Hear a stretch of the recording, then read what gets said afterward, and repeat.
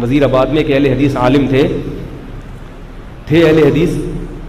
ایک صاحب نے مجھے بتایا کہ میں نے ان کے ساتھ 25 سال کھڑے ہو کر نماز پڑھی ہے رفع الیدین کے بغیر. انہوں نے پوری زندگی میں ایک بار بھی مجھے نہیں ٹوکا. کہہ رہے ایک دن کسی نے ان کو کہا کہ حضرت یہ آپ کے ساتھ کھڑے ہو کر نماز پڑھتا ہے, اتنا اس کو عقیدت بھی ہے آپ سے, اور رفع الیدین نہیں کرتا, تو آپ اس کو ٹوکتے کیوں نہیں ہو؟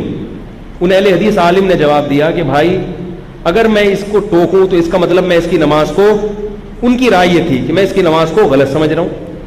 اور پھر کہا کہ اس کی نماز کو غلط کا مطلب یہ ہوا کہ حنفیوں میں جو اتنے بڑے بڑے بزرگان دین پیدا ہوئے ہیں ان کی نماز کو گویا میں خلاف سنت قرار دے رہا ہوں. تو فروعی مسئلہ ہے, اس کی یہ سمجھ میں آتا ہے تو اس طرح پڑھ لے, میری یہ سمجھ میں آ رہا ہے میں. لیکن اس طرح کے مولوی بھی مارکیٹ میں شارٹ ہے, اس طرح کے مولوی مارکیٹ میں شارٹ ہے, چیدہ چیدہ ہی ہوتے ہیں. تو اسی طرح میں جس علاقے میں پل بڑھ کے جوان ہوا ہوں وہاں میں نے 30 سال شافیوں کے ساتھ گزارے ہیں. شافی مسلک کے لوگ بہت زیادہ شافی تھے, ہمارے دوست تھے, ہماری ان سے بہت اٹھنا بیٹھنا تھا. 30 سال میں ایک واقعہ بھی ایسا نہیں ہوا کہ کبھی ہم نے ان کو ٹوکا ہو کہ آپ رفع الیدین کیوں کر رہے ہیں, یا کبھی انہوں نے ہمیں ٹوکا ہو کہ آپ کیوں نہیں کر رہے. حالانکہ ان کے مقتدا اور رہبر بھی تھے شافی مذہب کے علماء جو ان کے تھے, انہوں نے ساری زندگی ہمارے امام کے پیچھے نماز پڑھی ہے. کبھی ہمارے امام نہیں ہوتے تھے تو ان کو ہم آگے کر دیتے تھے, وہ پھر کیا کرتے تھے اپنے اسٹائل میں نماز پڑھاتے تھے, زور سے بسم اللہ پڑھتے تھے, رفع الیدین کرتے تھے. ہمیں کبھی ذرہ برابر خیال بھی نہیں آیا. ہم نے اپنے ابا سے ایک دن پوچھا, ابا نے کہا بھائی سب صحیح ہے. وہ اپنے علماء سے پوچھ گئے سب صحیح ہے. بعض شر پسندوں نے کوشش کی کہ بھائی شافیوں کی الگ مسجد بناؤ. ان کے عالم کے پاس گئے, انہوں نے کہا کیوں بنائے, یہ کہ مسلمان نہیں ہیں ان کے لوگ, کیا مسلمان نہیں ہیں, نہیں پڑھیں گے ہم لوگ, کیوں الگ. اب آپ دیکھو مسجدوں کے نام, یہ مسجد اہل حدیث, یہ مسجد دیوبندی حنفی, یہ مسجد بریلوی حنفی, قادری چشتی, پوری گردانے مسجدوں. میری مسجد کے باہر کچھ لکھا ہوا ہے, کوئی فرقہ وارانہ نام ہے, الفلاحیہ مسجد. میں نے اپنے نام کے ساتھ بھی دیوبندی کا لفظ ہٹایا ہے, نام کے ساتھ بھی ہٹایا ہے. میرے نام کے ساتھ ڈی بھی لکھا ہوا تھا, دامت برکاتہم, اس کا مطلب میں دیوبندی. میں نے کہا ہٹا بھائی اس کو یہاں سے, کوئی دم لگانے کی ضرورت نہیں ہے, کسی بھی چیز کی دم لگانے کی ضرورت نہیں ہے. ہاں جہاں ضرورت پڑتی ہے وہاں پھر شارٹ فارم میں ضرورت کی کہاں پڑتی ہے. اب یہ لوگ کہتے ہیں یہ کیا دیوبندی وہاں سے کب سے, یہ تو ابھی پیدا ہوئے ہیں. بھائی ایک چیز صدیوں سے چلی آ رہی ہے, ایک مسلک صدیوں سے چلا آ رہا ہے. ہوا یہ لوگ خود نام دیتے ہیں بعض دفعہ.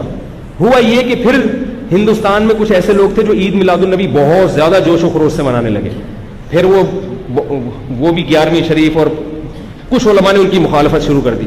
تو جن علماء نے مخالفت شروع کی ان میں زیادہ تر کا تعلق ضلع دیوبند سے تھا, تو لوگوں نے ان کو کیا کہنا شروع کر دیا, یہ دیوبند والے ہیں, دیوبندی. اور جن جو 11ویں وغیرہ مناتے تھے ان علماء کا تعلق زیادہ تر بریلی سے تھا, تو ان کو لوگوں نے کیا کہنا شروع کر دیا, بریلوی. اس بیس پر یہ نام پڑے ہیں. سمجھ میں آ رہی ہے بات. اب یہ لوگوں نے بنائے, علماء نے نہیں بنائے ہیں, لوگوں نے خود کہنا شروع کیا یہ دیوبندی, یہ کیا بریلوی. جب وہ اتنا مشہور ہو گیا تو اب لوگ پھر خود ہی پوچھتے ہیں کہ آپ نکاح کے لیے پیغام بھیجو, بھائی تو دیوبندی ہے بریلوی ہے. اب اس کے سامنے یہ تقریر تھوڑی کریں گے ہم بیٹھ کے, دیوبندی بریلوی نہیں ہوتا, یہ تو کچھ بھی نہیں ہے, اصل تو اسلام میں. وہ کہے گا بھائی تو حلوے مانڈے کرے گا کہ نہیں کرے گا. تو اس کی شارٹ فارم کیا ہے کہ بھائی یہ کون سے مسلک والے ہیں, دیوبند والے. اس شارٹ میں لوگ بھائی مسلمان تو وہ بھی ہے, یہ بھی ہے, سبھی مسلمان ہیں نا.